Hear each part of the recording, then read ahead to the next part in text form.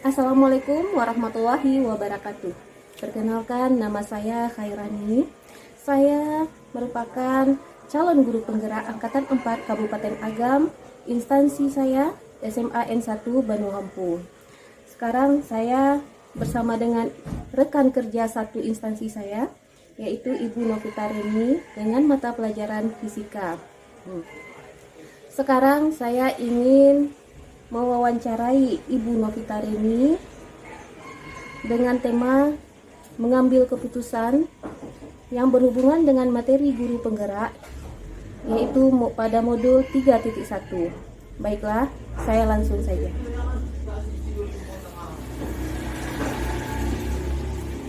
Nah, Bu Reni, di sini ada kasus yang akan saya bacakan kepada Bu Reni. Kira-kira keputusan apa yang akan Ibu Reni ambil setelah saya membaca kasus ini? Nah, Anda adalah seorang guru bahasa Indonesia dari SMA Karakter Mulia. 4 hari lagi adalah hari pembagian rapor semester 1. Sebelumnya, semua guru telah menyerahkan daftar nilai murid-murid pada pembelajaran yang diampunya pada kepala sekolah, Ibu Rosdiana. Ibu Rosdiana adalah kepala sekolah yang baru bertugas di SMA Karakter Mulia di tahun ajaran ini. Hari ini Ibu Rosdiana mengadakan rapat guru. Ia membuka pertemuan dengan berterima kasih atas kerja keras para guru dalam mengajar murid-murid selama ini, dan juga telah mengumpulkan nilai rapor dengan tepat waktu. Kemudian ia menyampaikan bahwa secara umum nilai rapor yang diberikan oleh guru-guru terlalu rendah dan tidak mencukupi untuk mendukung murid-murid masuk perguruan tinggi. Melalui jalur PTN, nilai rapor atau jalur tanpa tes, ia dengan tegas menyatakan kalau nilai rapor tetap seperti itu, maka murid-murid sekolah kita sampai kapanpun tidak akan pernah bisa diterima di PTN dengan jalur nilai rapor. Ia juga menyatakan bahwa salah satu target kerjanya di SMA Karakter Mulia adalah membuat 25% murid diterima di PTN dengan jalur rapor. Oleh karena itu, sejak murid-murid di kelas 10, nilai rapor mereka harus dibuat bagus dan menunjukkan grafik peningkatan. Ibu Rosdiana akhirnya meminta guru-guru untuk menaikkan nilai murid-murid 10 poin. Maka bila nilai murid 70, maka akan menjadi 80 dan seterusnya, demi membantu masa depan mereka dan juga demi nama baik sekolah agar kepercayaan masyarakat meningkat bila banyak murid-murid sekolah ini diterima di PTN dengan jalur nilai rapor. Anda telah mengajar di sekolah ini selama 5 tahun. Dan selama ini Anda merasa diberi otoritas dan kepercayaan penuh dalam memberikan penilaian pada murid-murid Anda. Selama ada bukti-bukti penilaian lengkap, akurat, dan dapat dipertanggungjawabkan, Anda merasa kredibilitas Anda diragukan dan integritas Anda dipertanyakan. Bila Anda meningkatkan apa yang akan Anda lakukan? Bila Anda meningkatkan nilai tersebut, apa yang akan Anda lakukan dan atas dasar apa Anda melakukan hal tersebut? Nah, Ibu Reni, saya telah membacakan tadi kasus 3. Ya, ini tentang Ibu Rosdiana yang meminta guru-gurunya untuk menaikkan nilai agar bisa murid-muridnya masuk di jalur PTN dengan jalur rapor. Nah, di sini yang akan saya tanyakan yaitu kira-kira keputusan apa yang Bu Reni ambil? Oke, keputusan yang akan saya ambil berdasarkan permintaan dari kepala sekolah, tentu saja saya setuju dengan keputusan kepala sekolah selama itu memang untuk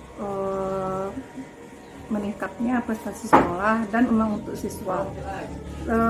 Itu juga salah satu bukti loyalitas saya sebagai dan terhadap kepala sekolah. Baiklah Bu Reni, jadi Bu Reni tadi setuju dengan kepala sekolah. Itu demi kepentingan murid juga dan demi loyalitasnya terhadap kepala sekolah. Nah, pertanyaan kedua, Kalau Bu Reni setuju, kira-kira alasan apa yang mendasari Bu Reni melakukan hal tersebut? Sebenarnya pernyataan dari kepala sekolah itu saya anggap sebagai bentuk kritik yang positif dalam cara saya mau menyusun rancangan pembelajaran, baik itu cara penilaiannya atau proses di dalamnya. Jadi saya merasa mungkin karena nilai yang saya berikan selama 5 tahun ini tidak kompatibel lagi dipakai untuk masuk ke perguruan tinggi. Jadi mungkin ada beberapa pembaharuan yang bisa saya lakukan di saat penyajian materi atau perombakan lagi saat proses penilaiannya. Nah, selama itu memang untuk kebaikan siswa, dan memang selama ini tingkat masuk ke SNMPTN-nya juga sedikit di sekolah itu, dan itu memang bisa membuat siswanya banyak masuk lulus ke perguruan tinggi, kenapa tidak? Nah, itu memang salah satu yang menurut saya wajib saya dukung. Oke. Dari pernyataan Bu Reni tadi telah saya tangkap, mungkin di sini Bu Reni akan melakukan perbaikan dari perencanaan hingga pelaksanaannya. Jadi disesuaikan antara perencanaan dengan pelaksanaan sehingga kita mendapatkan hasil akhir yang baik. Begitu ya Bu Reni? Ya. Nah, dalam perencanaan tadi, kira-kira hal seperti apa yang Ibu rencanakan dan Ibu laksanakan nantinya? Nah, kan tidak mungkin anak itu naik nilainya begitu saja tanpa kita juga berubah. Oke, karena merunut pada kasus yang tadi kan nilainya 4 hari lagi akan terima rapor. Kalau berarti kan waktunya cukup mepet. Mungkin menurut saya beberapa siswa yang memang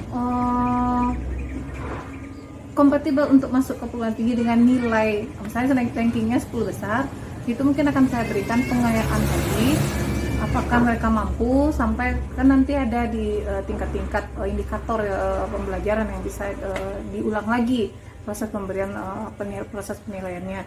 Nah, itu akan diberikan pengayaan, dan kalau mereka ternyata mampu, itu dasar dari saya untuk menaikkan nilainya.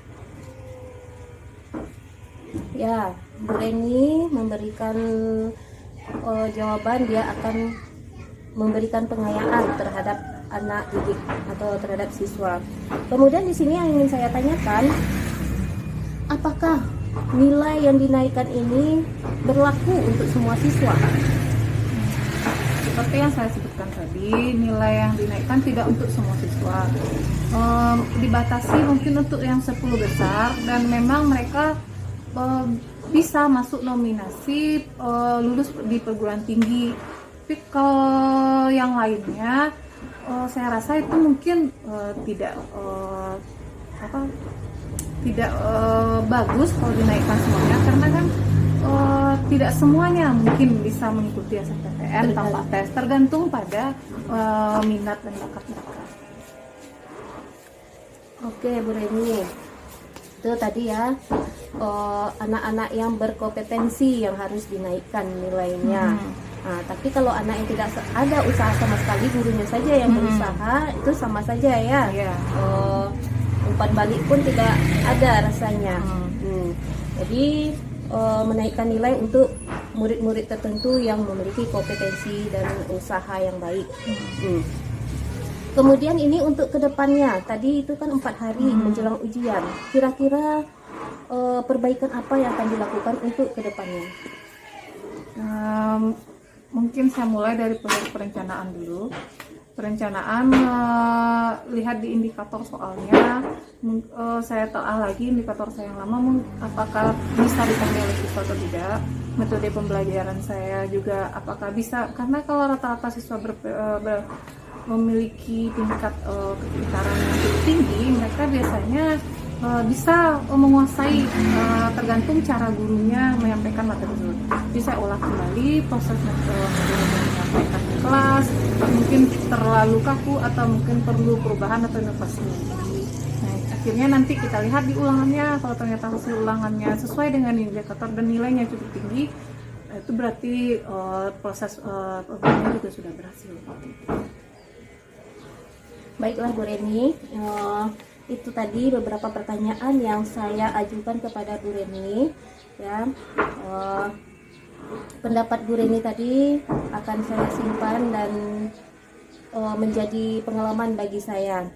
Nah, sekian dulu wawancara ini mengenai pengambilan keputusan seorang guru terhadap menaikkan nilai atau terhadap kasus dari Bu Rosdiana tadi. Sekian dulu, saya ucapkan terima kasih. Assalamualaikum warahmatullahi wabarakatuh.